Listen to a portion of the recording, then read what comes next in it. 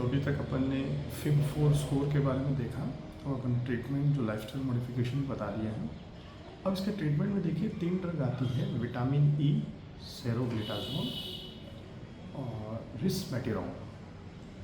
तो vitamin E का dose होता है 800 यूनिट पर डे 6 से 12 महीने।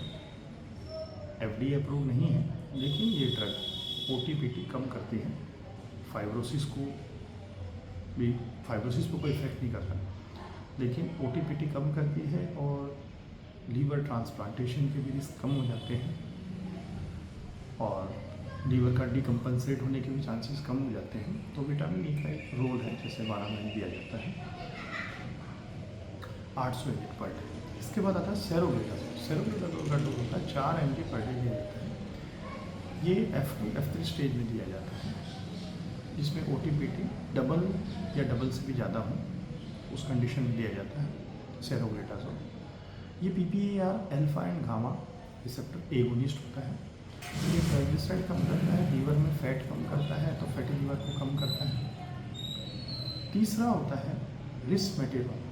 तो रिस्मेटिरोन ये भी एक तरह की ड्रग है, मतलब ये THR बीटा रिसेप्टर पे काम करती है लीवर के और फैटी एसिड ऑक्सीडेशन को बढ़ाती है, मतलब उसको प्रिवेंट करती है फैटी एसिड ऑक्सीडेशन को, जिससे कि लीवर का डैमेज कम होता है। ये 3 तरह के ड्रग मैंने आपको बताई है, जिनका अपन ट्रीटमेंट में यूज़ करते हैं। ये वेरी इंपॉर्टेंट लाइफस्टाइल मॉडिफिकेशन है। इसके अलावा फैटी लीवर में 4 स्टेज होती है, F0, F1, F2, F3 और F4 में सिरोसिस हो जाता है। उससे पहले कि मैं अपन ट्रीटमेंट करते हैं F0, F1 में देखिए किसी प्रकार के MA एसिडिटी ट्रीटमेंट की जरूरत नहीं है। ये देखिए MA एसिडिटी का ट्रीटमेंट करें तो ओबेसिटी, डायबिटीज़, इसका भी ट्रीटमेंट, अगर पेशेंट ओबेस है, डायबिटीज़ है, उसका भी ट्रीटमेंट। ओबेसिटी में GLP-1 RA का ट्रीटमेंट आपको कंटिन्यू करना है F0, F1 में, और डायबिटीज़ में भी GLP-1 RA और आपका डायबिटीज़ का जैसे पायोग्लिटाजोन, SGLT ये देना है। F2 F3 स्टेज में आपको देना है जो 3 ड्रग मैंने बताए, विटामिन ई, सेरोग्लिटाजोल, रिस्मेटिरोन, ये देने हैं। रिस्मेटिरोन का डोज होता है 80 mg पर डे। अगर 100 किलो से कम आदमी है, 100 किलो से ज़्यादा का है तो 100 mg पर डे देना होता है। तो ये इसका ट्रीटमेंट है। साथ ही वो GLP-1 RA सिटी के लिए और GLP-1 RA एंड पायोग्लिटाजोन आपकी उसके लिए, डायबिटीज़ के लिए कंटिन्यू करना है। इसके बाद आता है एक ब्लैक कॉफ़ी का भी बहुत रोल माना जाता है, तो मैं इसमें आपको बताना चाहूँगा कि ब्लैक कॉफ़ी का रोल क्या है।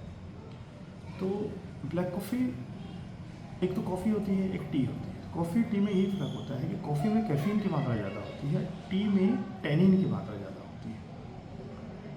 तो कॉफ़ी में कैफीन की मात्रा ज़्यादा है, तो कैफीन जो होता है न्यूरो एक्टिव होता है, आपको न्यूरोलॉजिकली एक्टिव होने में, फोकस्ड होने में, आपको एक्टिव होने में हेल्प करता है। साथ ही ये फैट को भी यूटिलाइज करता है। तो ये जो ड्रग है, मतलब इसमें कैफीन है, करता है। इसके अलावा इसमें एक एंटीऑक्सीडेंट भी होता है, उसका कुछ नाम है, कोल्चिसिन एसिड ऐसे कुछ नाम है, कोलिसिस्टिक एसिड,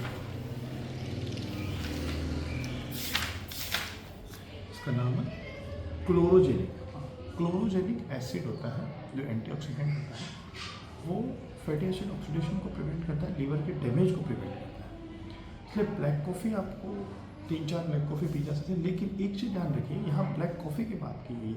अपन जो कॉफ़ी पीते हैं उनमें दूध और शुगर लेकर के पीते हैं, तो वो नहीं लेना। विदाउट दूध, without milk, without sugar black coffee, ये 3-4 आप 3 से 4 पी सकते हैं। ये आपके फैट को यूटिलाइज भी करेगी, आपको न्यूरो एक्टिव भी करेगी और लीवर को डैमेज होने से बचेगी। तो ये ब्लैक कॉफ़ी का भी रोल है। Thank you.